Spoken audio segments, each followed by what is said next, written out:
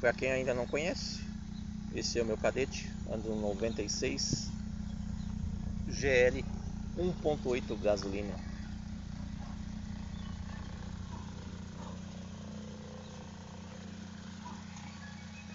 Vermelho Goya. Essa cor é bonita, né, galera?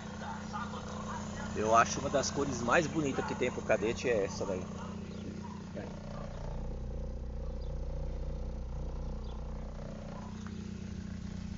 Tá com o escapamentinho do GS.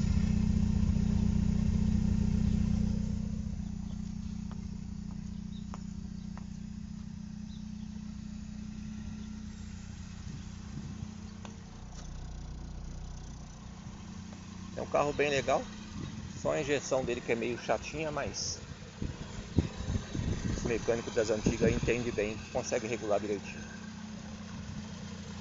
Beleza? É isso aí. Falou.